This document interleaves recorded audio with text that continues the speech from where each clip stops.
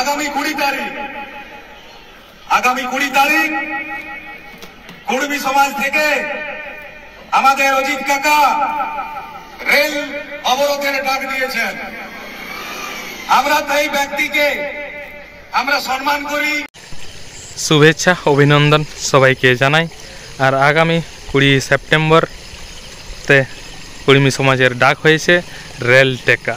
তো এই ভিডিওটা সম্পূর্ণভাবে দেখো আর বুঝো, আর বেশি বেশি করে শেয়ার করে দিবে। তো চলো ভিডিওটা পুরা সম্পূর্ণভাবে দেখব। জয়পুরের আটাকল চকে উপস্থিত আমার প্রিয় ভাই বোনেরা এবং উপস্থিত মঞ্চে উপস্থিত সমাজসেবীগণ এবং আমার আওয়াজ যত দূর পৌঁছাচ্ছে তাদের প্রত্যেককে আমার অগ্রিম দুর্গাপূজার শুভেচ্ছা, অভিনন্দন এবং ভালোবাসা। আপনারা প্রত্যেকেই জানেন আগামী 20 তারিখ কুর্মী সমাজ থেকে আমাদের অজিত কাকা রেল অবরোধের ডাক দিয়েছেন। আমরা তাই ব্যক্তিকে আমরা সম্মান করি এবং ভালোবাসি। কিন্তু প্রতি বছর এই রকম পূজার মৌসুমে বহু গরিব দুঃখী মানুষেরা আছেন, তারা নিজের ব্যবসার জন্য দোকান করেন, অনেক কিছু বিভিন্ন প্রকারের জিনিসপত্র বিক্রি করেন, খাবারের দ্রব্য বিক্রি করেন।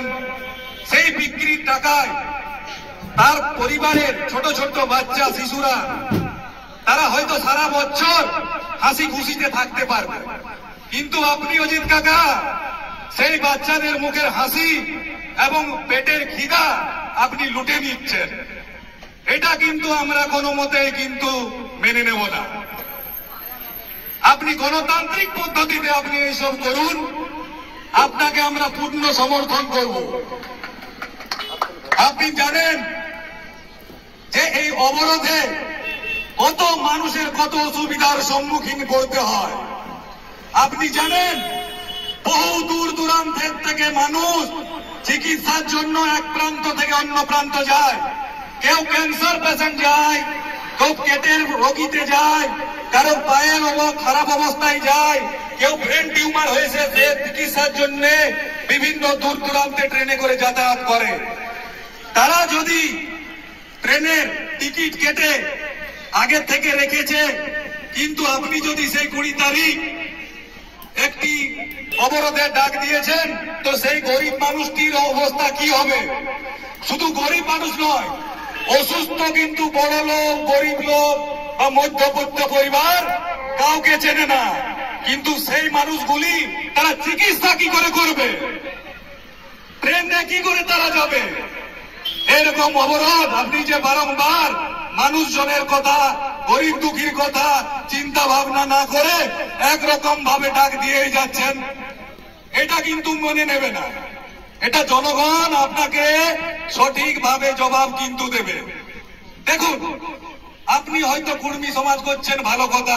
প্রত্যেকটি মানুষ নানা রকম সমাজে ব্যস্ত থাকে, সব রকমই থাকে, কিন্তু অন্য কাউকে দেখিনি যে আপনার মতন গরিব মানুষের পেটে লাথি মেরে মানুষকে অসুবিধার সম্মুখীনে ফেলে এরকম রেল ছেকর একটা পরিকল্পনা আপনি করে ফেলেছেন।